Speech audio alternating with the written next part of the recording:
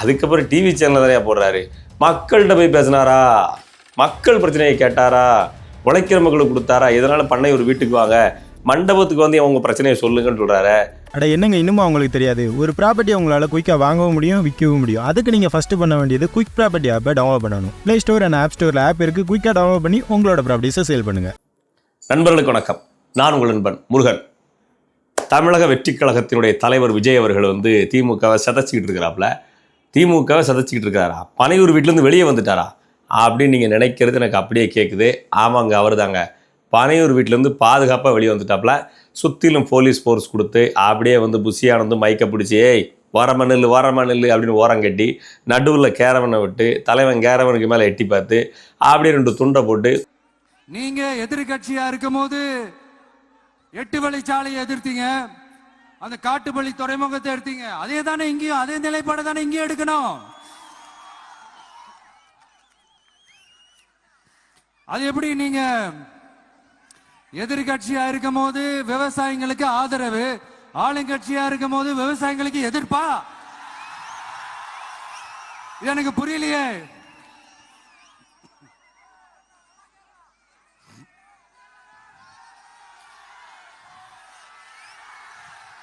அதனால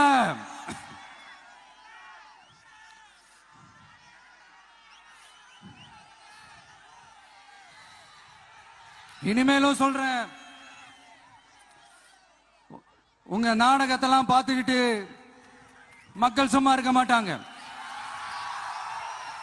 நீங்க உங்களோட வசதிக்காக அவங்களோட நிக்கிறதும் அவங்களோட நிக்காம இருக்கிறதும், நாடகம் ஆடுறதும் நாடகம் ஆடாம இருக்கிறதும், அது சரி, நம்புற மாதிரியே நாடகம் ஆடுறதுல தான் நீங்க கில்லாடிங்களாச்சு.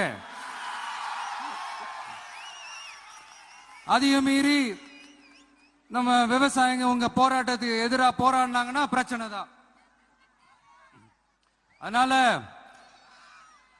இனிமேல் உங்க நாடகத்தை பார்த்துக்கிட்டு மக்கள் சும்மா இருக்க மாட்டாங்க.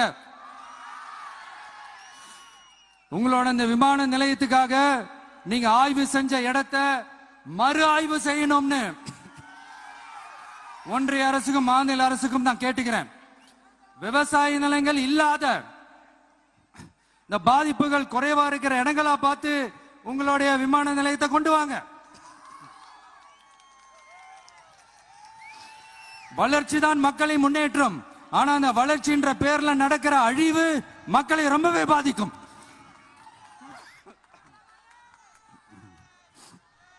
நீங்க எல்லாரும் உங்களுடைய ஊர் கிராம தேவதைகளான கொல்லமெட்டால் அம்மன் மேலையும் எல்லை அம்மன் மேலையும் ரொம்பவே நம்பிக்கை வச்சிருக்கீங்கன்றது எனக்கு தெரிஞ்சது. அந்த நம்பிக்கையை இழந்துடாதீங்க. உங்களுக்காகவும் உங்க ஊருக்காகவும் இனி உங்க வீட்டு பிள்ளையான நானும். பார்த்துட்டீங்களா? ஆட்சியில் இருக்கும்போது ஒன்று சொன்னீங்க, இப்போ ஒன்று சொல்கிறீங்க. எதிர்கட்சியாக இருக்கும்போது சொன்னீங்க, நீங்களும் அப்படித்தானா அப்படின்றாப்புல. எனக்கு தெரிஞ்சு இவர் உதயண்ணாவை துணை முதலமைச்சரான காண்டில் தான் வந்து கட்சி தொடங்கியிருக்காருன்னு நினைக்கிறேன். பார்ப்போம் எவ்வளோ காலத்துக்கு வந்து திமுக எதிர்க்கிறாரு, அப்படியே திமுகவோட இணைகிறாரா. கமலஹாசன் இப்படித்தான் டிவியெல்லாம் உடைச்சாப்புல. என்ன செய்ய, ஒரு தேர்தல் முடிஞ்சோன்னா கட்சி அடமான வச்சுட்டு படம் எடுக்க போயிட்டாப்புல. அந்த மாதிரி நம்ம தலைவன் இருப்பாராங்கிறதெல்லாம் போக போக தான் தெரியும். ஆனால் தற்சமய சூழ்நிலைக்கு தலைமை சிதைச்சிக்கிட்டு இருக்கிறாப்புல. சிதைக்கிற வரைக்கும் சிதைக்கட்டும், சேதாரமாகிற வரைக்கும் ஆகட்டும், நம்மளும் காத்திருப்போம். இந்த இடைத்தேர்தலோட கவனத்தை திசை திருப்புறதுக்காகத்தான் இதை பண்ணியிருக்கிறாங்க அப்படின்னு ஒரு தரப்பு இணையதளங்களில் போட்டுட்ருக்க. இன்னொரு தரப்பு போராடுற மக்கள் பல ஆண்டுகளாக போராடிக்கிட்டு இருக்கான். அவங்கள நேரில் போய் சந்திக்கிறதுக்கு பெர்மிஷனை கேட்டு சுற்றிலும் போலீஸ் ஃபோர்ஸை போட்டு நடுவில் கேரவனை நிப்பாட்டி மைக்கு தூக்கி பேசி அதுக்கப்புறம் டிவி சேனல் நிறையா போடுறாரு. மக்கள்கிட்ட போய் பேசினாரா, மக்கள் பிரச்சனையை கேட்டாரா, உழைக்கிற மக்களுக்கு கொடுத்தாரா, இதனால் பண்ணை ஒரு வீட்டுக்கு வாங்க, மண்டபத்துக்கு வந்து அவங்க பிரச்சனையை சொல்லுங்கன்னு சொல்கிறாரு. என்ன ஐயா இது?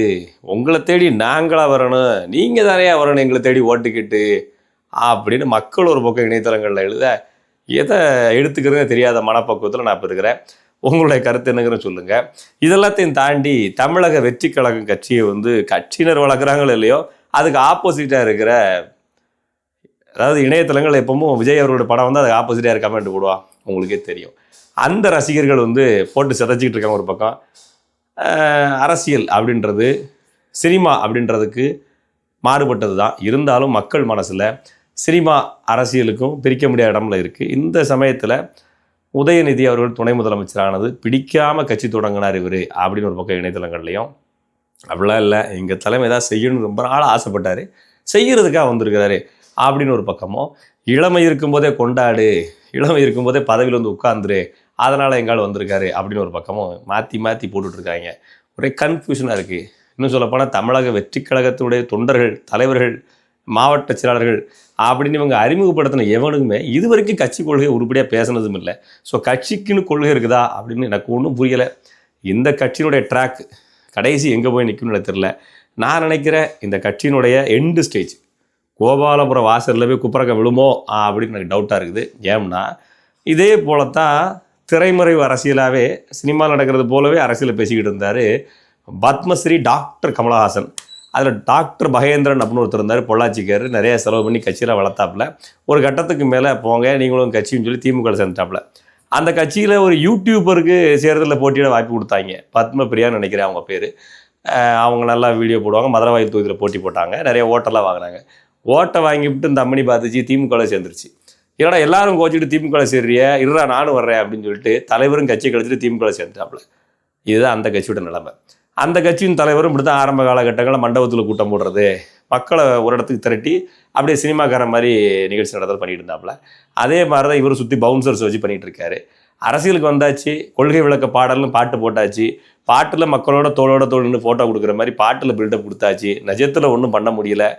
பார்ப்போம், நடிகைகள் கல்யாணத்துக்கு மட்டும் போயிட்டுருக்காரு. மக்கள் பிரச்சனைக்கு எப்போ வருவாருன்னு எல்லாம் கமெண்ட் போட்ட உடனே முதல் கட்டமாக ஒரு பிரச்சாரத்துக்கு வந்துட்டாப்புல. இதோடு நிற்காமல் அடுத்தடுத்த இடங்களுக்கு போவாரா, இல்லை அதோட நிப்பாட்டிக்கிடுவாரா? உண்மையிலே பத்திரிகையாளர்களும் திமுகவும் அதிமுகவும் அல்லது பிஜேபி இது தான் பிரச்சனைன்னு சொல்லுது, அதை தான் பிரச்சனைன்னு இவர் எடுத்துக்க போகிறாரா? புதுசாக நாட்டில் இருக்கக்கூடிய பிரச்சனை எடுத்து போராட்ட போகிறாரா? அதாவது இன்னும் சொல்லப்போனால் மலைகளை உடச்சி கொண்டு போகிறத கண்டிக்க போகிறாரா? மலையெல்லாம் உடைக்காதீங்கடா, உடச்சது வரைக்கும் போதும், நிப்பாட்டுங்கடா அப்படின்னு தமிழக எல்கையில் போய் உட்கார போகிறாரா?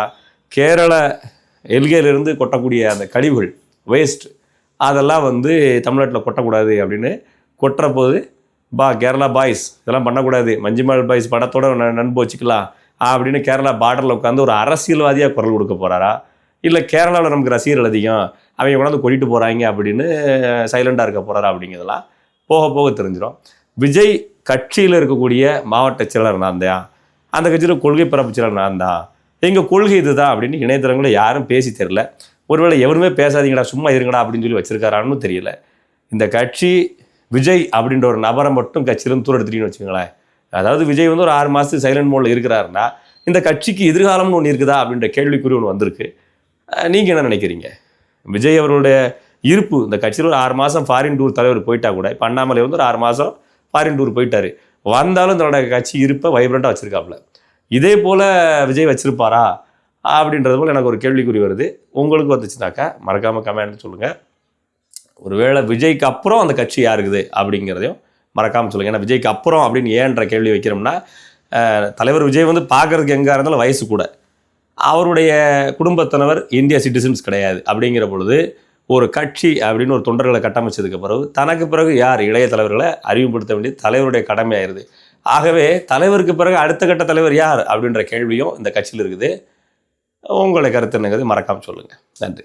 புரோக்கர் இல்லாமல் வீடு நிலம் வாங்க விற்க குயிக் ப்ராப்பர்ட்டி வாங்க குயிக்காக சேல் பண்ணுங்கள். ப்ளே ஸ்டோர் அண்ட் ஆப் ஸ்டோரில் ஆப் இருக்குது, குயிக்காக டவுன்லோட் பண்ணி உங்களோட ப்ராப்பர்ட்டிஸை சேல் பண்ணுங்கள்.